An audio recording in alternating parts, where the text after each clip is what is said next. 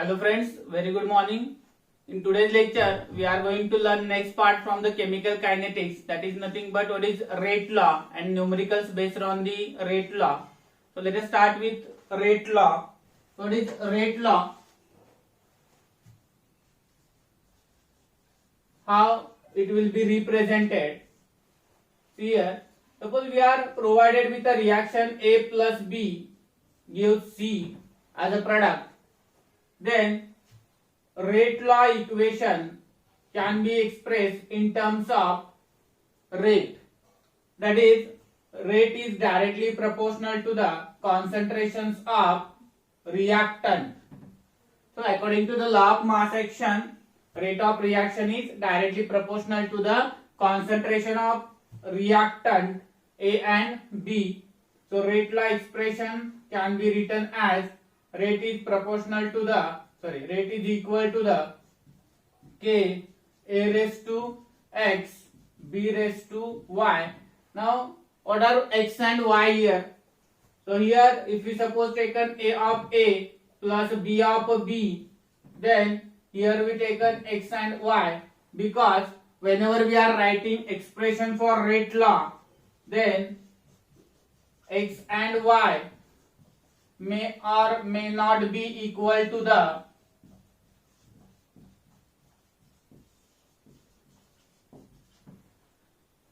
A and B. तर या ठिकाणी जो आपला मुद्दा आहे बाळांनो स्टडी करण्याचा, त्याच्यामध्ये काय महत्वाचं आहे बघा. तर जे रेट लॉचं एक्सप्रेशन आहे, that rate law expression is determined experimentally and not theoretically. So whenever we writing stoichiometric coefficient for a particular reactant in a chemical reaction, it doesn't mean that that is equal to the power of that reaction. आता या ठिकाणी जर मी rate proportional to the A raised to A B raised to B लिहिला असता, तर याचा अर्थ झाला असता की हा जो इथला पॉवर आहे तो कुणा एवढा आहे, त्याच्या कोएफिशिएंट एवढा आहे. परंतु या ठिकाणी काय केले आपण, तर तो X आणि Y घेतलेला आहे, because A may or may not be equal to X, B may or may not be equal to Y, because this is determined experimentally and not theoretically.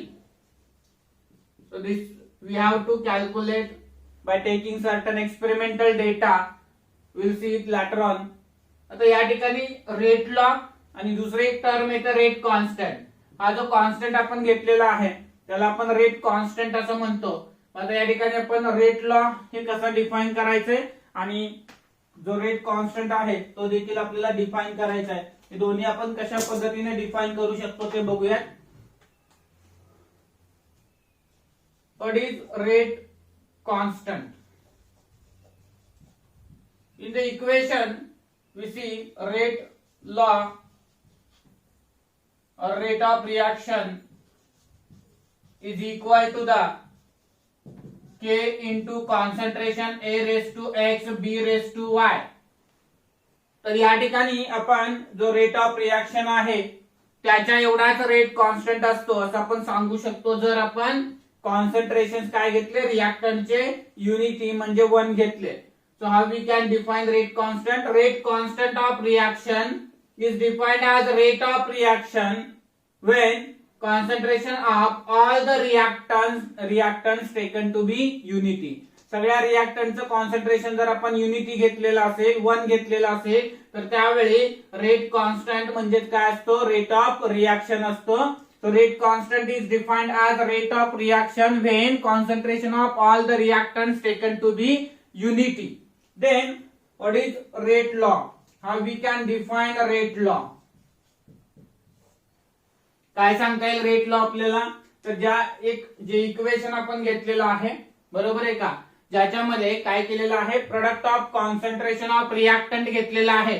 Product of म्हणजे काय, गुणाकार कोणाचा, concentration of रिएक्टंटचा with each term raise to the power equal to the stoichiometric coefficient म्हणणार का आपण? नाही. काय म्हणणार मग त्या ठिकाणी? या ठिकाणी बॅलन्स केमिकल इक्वेशन मधला स्टॉइचियोमेट्रिक कोएफिशिएंट आपण घेऊ शकतो का पॉवरला? नाही घेऊ शकत. म्हणजे रेट लॉचं एक्सप्रेशन ज्यावेळेस मला डिफाइन करायचं आहे त्यावेळेस आपण काय सांगू शकतो, तर या ठिकाणी rate law is directly proportional to the concentration of product. with each term raised to the power which is determined experimentally. तर या ठिकाणी x आणि y च्या व्हॅल्यू ज्या आहेत त्या एक्सपेरिमेंटली डिटरमाइन करून त्या ठिकाणी ठेवल्यानंतर आपल्याला काय मिळेल, रेट लॉचं एक्सप्रेशन मिळेल. So in general rate law can be represented as rate is equal to the k a raise to x b raise to y. ह्या x आणि y च्या व्हॅल्यू आपण एक्सपेरिमेंटली कशा डिटरमाइन करायच्या ते आपण लगेचच बघणार आहे. आता दोन प्रकारे आपण जाऊ शकतो. ऍक्च्युअली एक थिओरिटिकल मेथड यावर्षी नवीन ऍड केलेली आहे सिलेबस मध्ये. एक अल्टरनेटिव्ह मेथड आहे, ती पण सोपी आहे. आपण आधी एक थिओरिटिकल मेथड त्यांनी जी आपल्याला सांगितलेली आहे according to the new syllabus ती आपण या ठिकाणी डिस्कस करूया.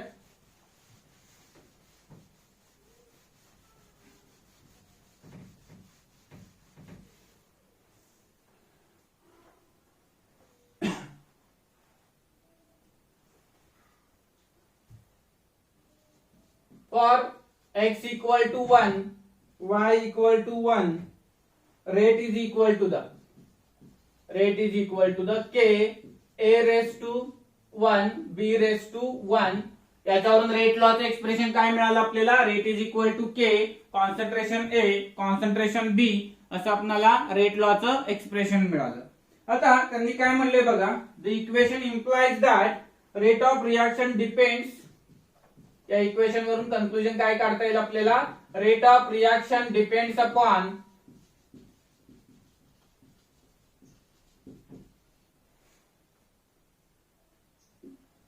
depends linearly upon concentration of A and B. Directly proportional आहे A आणि B च्या कॉन्सन्ट्रेशनला. If either of the concentration A or B is doubled, then what happen?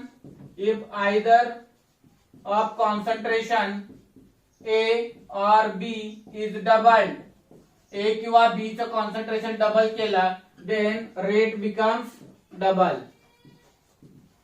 Because there is a linear relationship between the rate of reaction and concentration A and B. A आणि B याच्यासोबत directly proportional relation असल्यामुळे जर तुम्ही A किंवा B चं concentration double केला तर त्या ठिकाणी तुम्हाला रेट ऑफ रिएक्शन देखील काय बघायला मिळणार आहे, डबल झालेला बघायला मिळेल. नंतर सेकंड कंडिशन दिली आपल्याला, for x is equal to 2 and y is equal to 1. Suppose x 2 आहे आणि y 1 आहे, तर अशा केस मध्ये काय करता येईल आपल्याला बघूयात. रेटचं एक्सप्रेशन मांडूयात आपण. Then rate is equal to K A raise to 2 B raise to 1. या ठिकाणी लिनियरली कोणा बरोबर आहे रे, बी बरोबर आहे. बी चा रेट डबल केला तर याचा ए चा रिएक्शनचा रेट काय होणार, डबल होणार.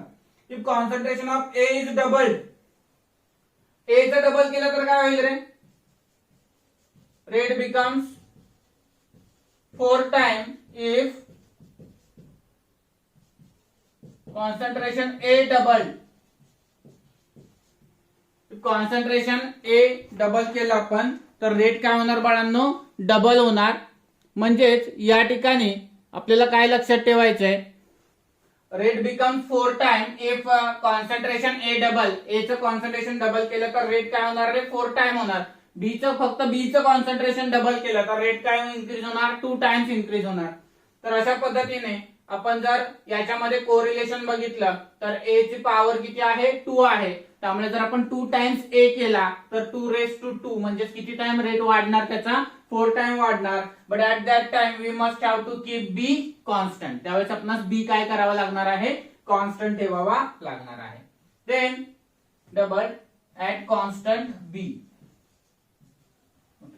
देन थर्ड एक कंडिशन आपण या ठिकाणी बघणार आहे. त्याच्यामध्ये आपल्याला दिले if x is equal to 0, if x is equal to 0 काय सांगणार आहे बाळांनो, x 0 आहे तर रेट ऑफ रिएक्शन बिकम्स काय होणार, इंडिपेंडंट होणार. बी कॉन्स्टंट ठेवलाय, rate of reaction becomes independent. Rate of reaction become independent on concentration of A.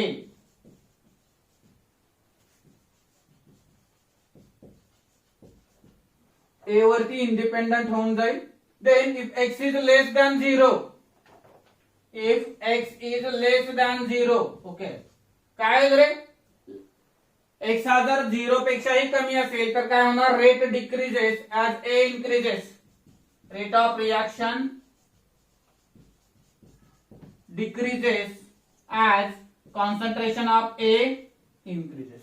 So these are some theoretical aspects by which we can calculate the rate of reaction directly.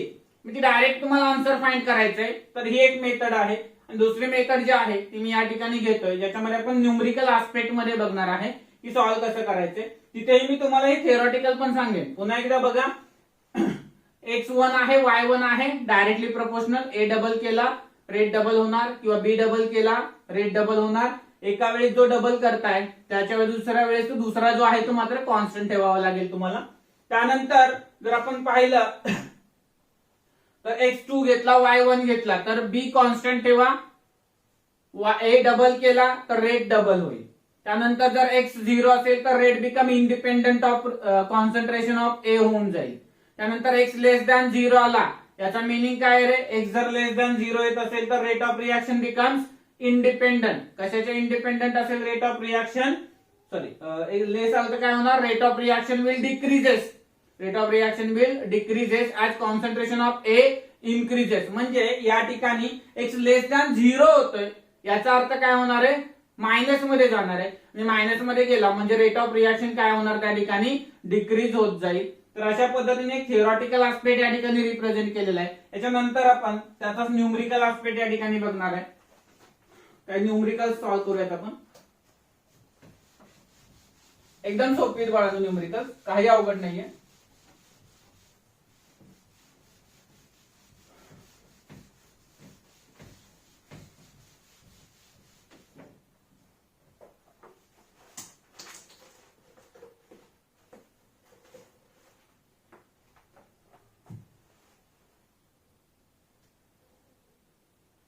For the reaction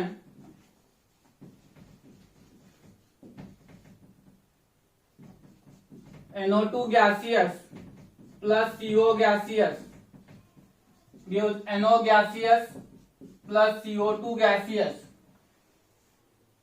The rate of reaction is experimentally found to be, the rate of reaction is experimentally found to be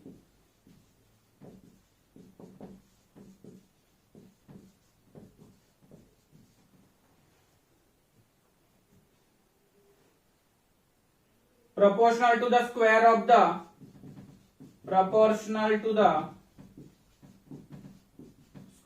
the concentration of NO2 and independent of CO write rate law expression.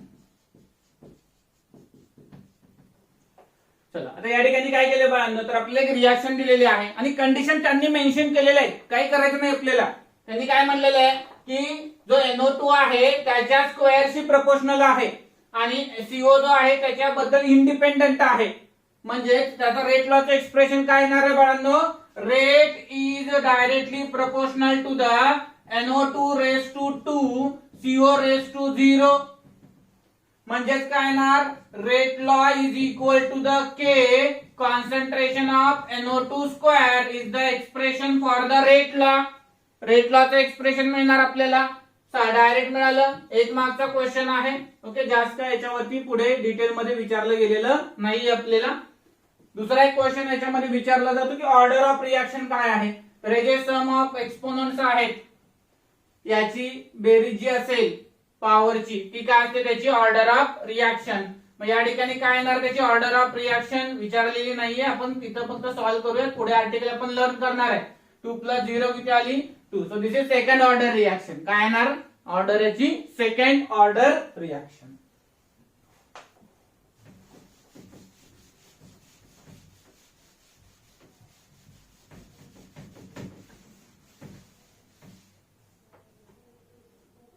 Next, right the rate law for the reaction. आता या ठिकाणी solve करायचे बघा आपल्याला.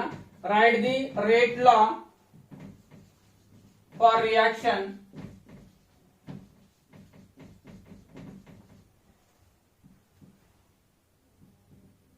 A plus B gives P, A plus B gives P, याच्यासाठी आपल्याला rate लॉचं expression विचारलेलं आहे. फ्रॉम द फॉलोइंग डेटा, पुढे काही डेटा त्यांनी प्रोव्हाइड केलाय. मी आधीही म्हटलं की तुम्हाला एक्सपेरिमेंटल डेटा प्रोव्हाइड केल्याशिवाय आपण एक्स आणि वाय च्या व्हॅल्यू डिटरमाइन करू शकत नाही. एक्स आणि वाय काढायचं असेल तर काय दिलं पाहिजे, त्यांनी एक्सपेरिमेंटल व्हॅल्यूज आपल्याला प्रोव्हाइड केल्या पाहिजेत. चलो आता या ठिकाणी काय दिलंय बघा, कॉन्सन्ट्रेशन ए दिलेलं आहे मोल्स मध्ये, मोल्स पर डीएम क्यूब पर सेकंड मध्ये. ठीक आहे. त्यानंतर कॉन्सन्ट्रेशन बी दिलेलं आहे मोल्स पर डीएम क्यूब पर सेकंड मध्ये, आणि इनिशियल रेट दिलेला आहे मोल पर डीएम क्यूब पर सेकंड मध्ये. आता याच्यामध्ये पहिली जी व्हॅल्यू दिलेली आहे ती आहे 0.4, 0.6, 0.4. यावेळेस याची व्हॅल्यू आहे 0.2, 0.2, 0.4. इकडे व्हॅल्यू आहे 4 into 10 raised to -5, 6 into 10 raised to -5 and 3.2 into 10 raised to -4. आता हा डेटा आपल्याला प्रोव्हाइड केलेला आहे. आता आपण एक थिअरॉटिकल आस्पेक्ट जो बघितलेला होता बाळांनो, त्याच्यावरून जर आपण बघितलं तर रेट ऑफ रिएक्शन जो आहे तो डायरेक्टली कसा कॅल्क्युलेट करता येईल, त्याचा रेट नक्की किती बदललाय किंवा ऑर्डर काय आहे हे शोधता येईल का आपल्याला, बघूयात आपण. आता पहिल्यांदा from equation 1 and 2 when A increases by factor 1.5, 1 and 2, ठीक आहे का, त्याच्यापासून जर रेट इन्क्रीज बाय 1.5, इथे 4 होता इथे 6 झालेला आहे, म्हणजे कितीने वाढलाय, 1.5 ने वाढलेला आहे. Rate increases by 1.5 keeping B as constant. B चं कॉन्सन्ट्रेशन काय झालंय, दोन्ही ठिकाणी कॉन्स्टंट ठेवलेलं आहे. बघा थिअरॉटिकली रेट कितीने वाढलाय, 1.5 times. From equation 1 and 2 rate increases by 1.5 by keeping concentration of B constant. Then what about the concentration of A? Concentration A also increased by 1.5 times. 0.4 चे किती झाले, 0.6 झालेले. The rate increases by factor 1.5. It means बघा या ठिकाणी when concentration rate increases by 1.5 times by keeping concentration of B constant and increasing concentration of A by 1.5 times. A चं concentration 1.5 ने वाढवलं, B चं कॉन्स्टंट ठेवलं, तर रेट सुद्धा 1.5 ने वाढतोय. याचाच अर्थ काय रे बाळांनो, rate is directly proportional to the concentration of A. म्हणजे या ठिकाणी तुम्हाला एक्स किती मिळणार आहे रे बाळांनो, जनरल इक्वेशन काय म्हणतो रे बाळांनो आपण, rate is equal to K A raise to x B raise to y. आता या ठिकाणी काय मिळालं, rate is equal to K concentration A raise to 1 मिळाला, कारण याच्याशी तो लिनियरली प्रोपोर्शनल आहे, डायरेक्टली प्रोपोर्शनल आहे. बी काय केलं तुम्ही, कॉन्स्टंट ठेवलेला आहे, म्हणजे त्याच्यावरून आपल्याला एक्स ची व्हॅल्यू मिळाली किती, 1. थिअरॉटिकली मी न्यूमरिकली पण सॉल्व्ह करून देणार आहे तुम्हाला.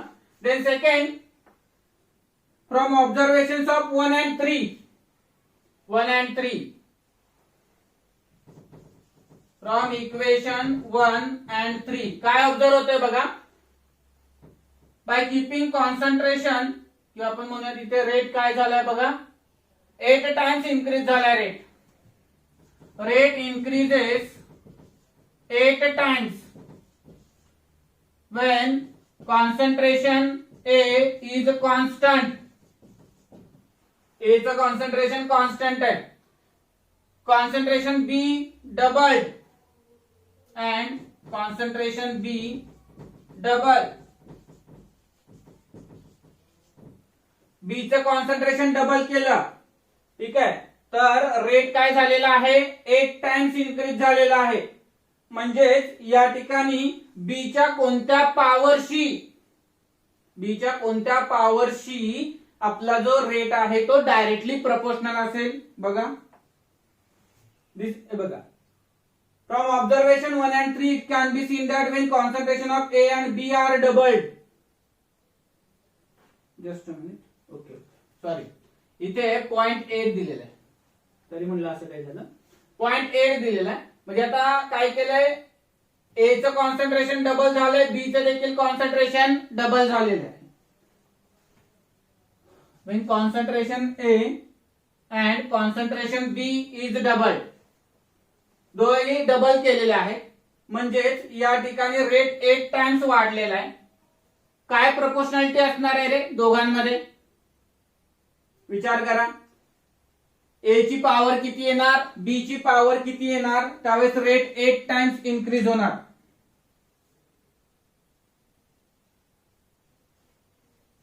एक्स ची व्हॅल्यू तर मिळाली आपल्याला.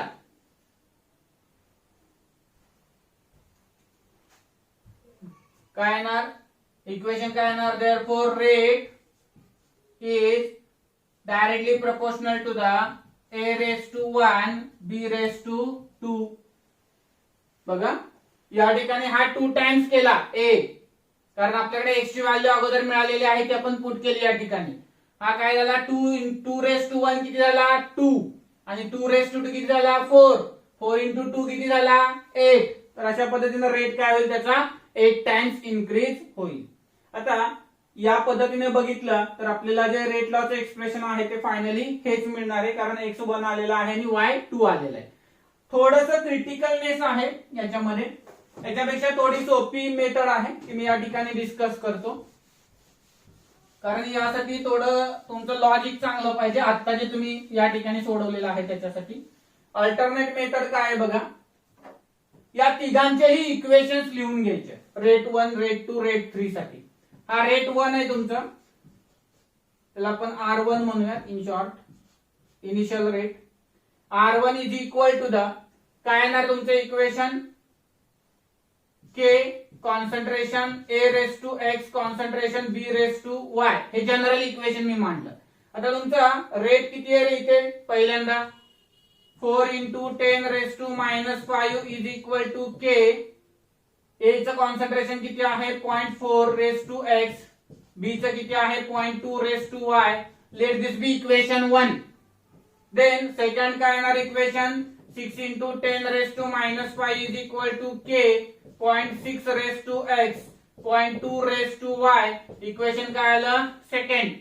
Then third इक्वेशन काय आलं 3.2 into 10 raised to -4, okay, is equal to the, याला थोडंसं आपण काय करूयात, कन्वर्ट करूयात, परत नंतर करूयात, K 0.8 raised to X, 0.4 raised to Y, equation 3.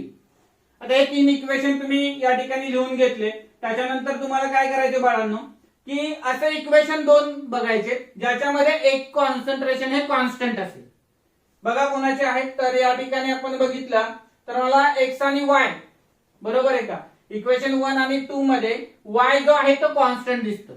मग अशा वेळी मी काय करणार, असे 2 इक्वेशन चॉईस करणार ज्यांच्यामध्ये एक तरी कॉन्स्टंट आहे, ठीक आहे, आणि त्या दोघांची आपण डिव्हिजन करूयात. So divide equation 2 by equation 1. चला मांडा स्टेप, काय येणार बघा, divide equation 2 by equation 1.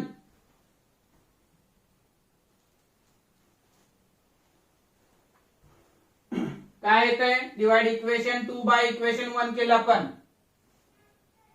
मांडूयात, equation 2 इथं आहे 6 into 10 raised to -5 upon 4 into 10 raised to -5 is equal to K 0.6 raised to X, 0.2 raised to Y upon K 0.4 raised to X, 0.2 raised to Y. This become cancel, K get cancelled, 10 raised to -5 get cancelled. हे काय येणार तुमचं 1.5 is equal to 1.5 raised to X. By comparing powers,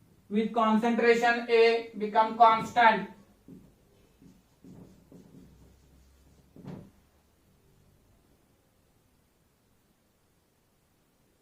The rate is doubled.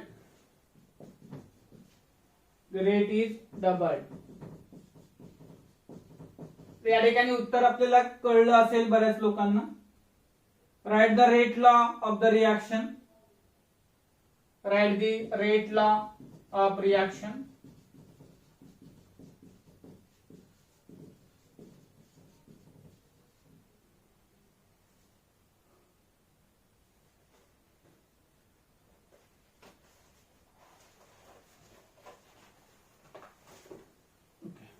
आता इथे काय करा बाळांनो, ज्यावेळेस तुम्हाला शाब्दिक दिलेलं आहे सगळं म्हणजे वर्ड्स प्रॉब्लेम आहे तर त्याच्यावरून तुम्ही इक्वेशन तयार करून घ्या. कसे इक्वेशन तयार कराल बघा. एक जनरल इक्वेशन लिहायचं पहिल्यांदा. Rate is equal to K A raise to x B raise to y. कारण क्वेश्चन मध्ये दोनच कंडिशन प्रोव्हाइड केलेले आहेत. हे पहिली कंडिशन, याचं पहिले इक्वेशन तयार करून घ्या. दुसरी कंडिशन काय सांगितली बघा. एक concentration A doubled, concentration B keep constant, rate becomes 2 times. So 2 times of rate 1 is equal to K. Concentration A is doubled 2A raised to X. Concentration B keep constant. Equation second. Then rate becomes double of initial if concentration A keep constant, B becomes double. Equation 3. आणि आता मग हे 3 equation मिळाल्यानंतर मगाशी जसं सांगितलं मी असे 2 equation choice करा याच्यामध्ये एक टर्म तुमची कॅन्सल होईल बी किंवा ए.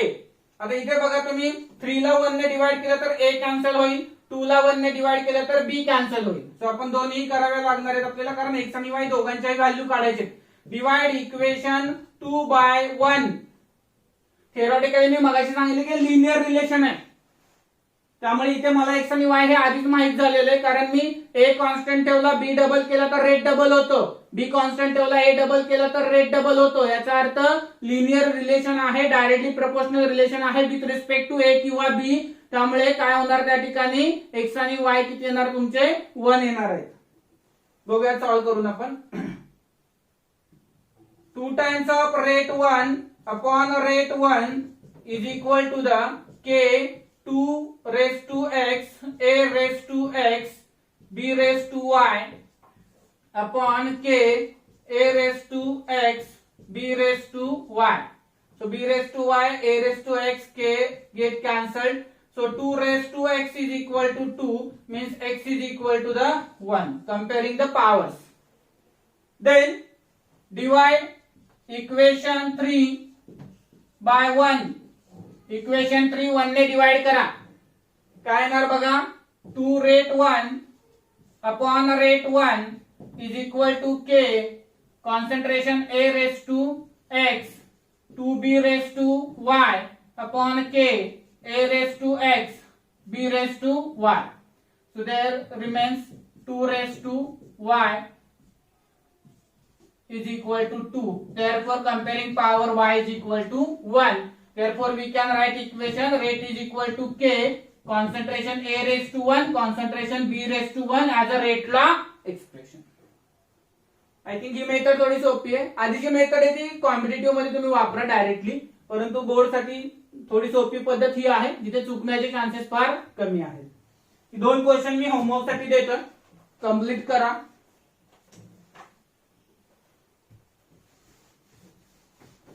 तर ज्याच्यामध्ये तुम्हाला कॉन्सन्ट्रेशन दिली जातील, एक त्यामध्ये के कॅल्क्युलेट करायला विचारलं जाईल किंवा रेट कॅल्क्युलेट करायला विचारलं जाईल. असे सोप्या पद्धतीचे क्वेश्चन्स आहेत.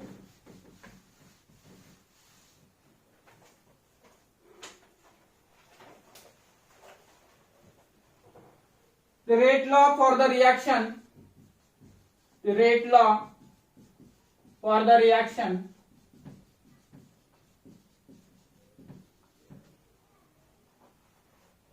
A plus B gives C is found to be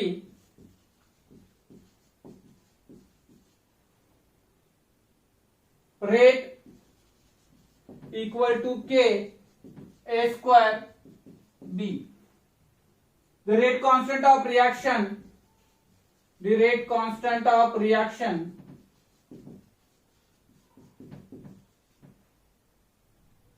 at 25 degrees Celsius is 6.25 molar inverse second inverse 2 है. What is the rate of reaction? What is the rate of reaction when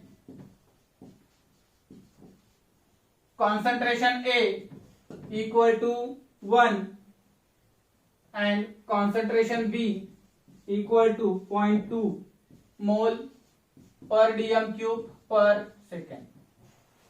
हा एक question आहे. याच्यामध्ये काय करा तुम्ही बाळांनो, direct ए आणि बी च्या व्हॅल्यू पुटअप करा. ठीक आहे. त्यानंतर तुम्हाला रेट कॉन्स्टंट दिलेला आहे, म्हणजे के प्रोव्हाइड केलेला आहे, ए ची व्हॅल्यू दिलेली आहे, बी ची व्हॅल्यू दिलेली आहे. त्यानंतर तुम्हाला फक्त कॅल्क्युलेशनच करायचं आहे. सेकंड एक क्वेश्चन त्याच टाइपचा आहे. 2NOBr gives 2NO2 plus Br2. The rate law is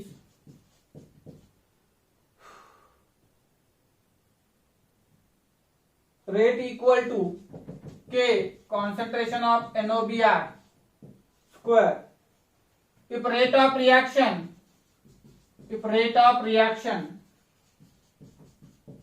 is 6.5 into 10 raised to minus 6 mole per dm cube per second, when concentration of NOBr is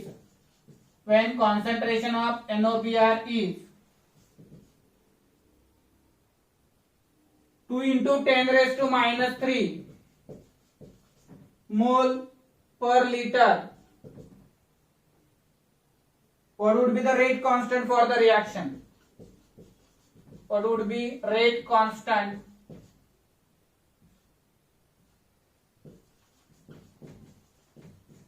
for reaction? या ठिकाणी रेट दिलेला आहे, NOBr चं concentration दिलेलं आहे, के विचारलेला आहे. आय थिंक खूप सोपे क्वेश्चन्स आहेत. याचा आन्सर जे आहे बाळांनो ते येते तुमचं 1.625. ओके, हे तुम्ही फाइंड करा. याचा आन्सर माझ्याकडे नाहीये. तर या ठिकाणी जे तुम्हाला क्वेश्चन दिलेले आहेत बाळांनो, ते दोन्ही क्वेश्चन एकदम सिंपल लेवलचे आहेत. त्यानंतर आधीचे जे दोन क्वेश्चन मी तुम्हाला प्रोव्हाइड केलेले होते ते दोनही क्वेश्चन तुम्ही व्यवस्थित सॉल्व्ह करा. दोन्ही मेथड दिलेले ते थिअरॉटिकल मेथड आहेत. बुक्स तुमच्याकडे आहेत, नसतील तर तुम्हाला ऑनलाईन पीडीएफ पाठवलेले आहेत ग्रुपवरती, त्याच्यामध्ये तुम्ही एकदा चेक करा. सॉल्व एक्झाम्पल आहेत आणि बाकी एक जे दुसरं घेतलेलं आहे, दोन प्रकारे एक्झाम्पल येईल. एक डेटा प्रोव्हाइड केला जाईल किंवा एक वर्ड मध्ये येईल. तर तुम्ही कुठल्याही पद्धतीने आलं तर इक्वेशन्स तुम्हाला तयार करावी लागतील. ती इक्वेशन्स तयार करून घ्या आणि सॉल्व्ह करा. इफ नीडेड एक्सरसाइज मध्ये असे काही एक्झाम्पल असतील तर ते मी नेक्स्ट लेक्चर मध्ये पुन्हा एक्स्ट्रा सॉल्व्हिंग साठी घेतो. थांबूयात आपण. थँक्यू.